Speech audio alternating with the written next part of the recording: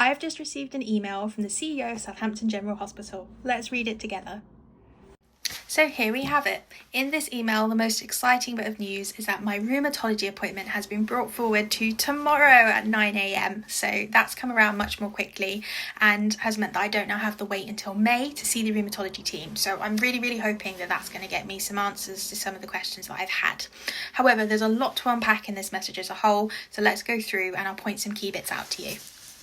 So one thing to mention is that in order to get this response from the CEO, you all know how hard I've been chasing and fighting to get anybody to listen to me, and in the end I had to go via my MP. So that's why this message is addressed to Moira, who is part of my MP's team. I'm very thankful that she was able to get hold of the CEO, but it shouldn't be that difficult in order to be able to speak to the hospital, and you certainly shouldn't need to go through the CEO. The second thing is that they have said this sentence in here, which says this poor young lady suffers from significant and multi-system issues across both her physical and mental health. And while I do appreciate that my body is very difficult to manage and does present a lot of complexities, I don't much appreciate the implication that my mental health is involved and that somehow by trying to make contact with them and doing what I've had to do to raise awareness to get the care that I need, that comes into play with my mental health. Also though, some good news is that it does say that individual consultants, pals and the CEO himself had been sent the article that I put up, proving that it had got to the right people and the team are aware of my situation.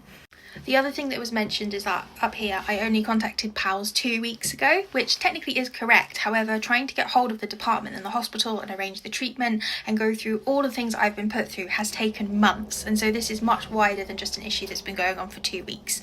So again, I didn't feel that was quite accurate, but never mind. They've also mentioned towards the end of the email down here that an MDT, multidisciplinary team meeting, has been arranged for May. May is still a long way off from March, and so I have some doubts about how this is going to work. So to summarise, this message from the CEO feels like a massive step in the right direction, and I'm very appreciative to the MP for being able to get this response to me and us finally feeling like we're getting somewhere.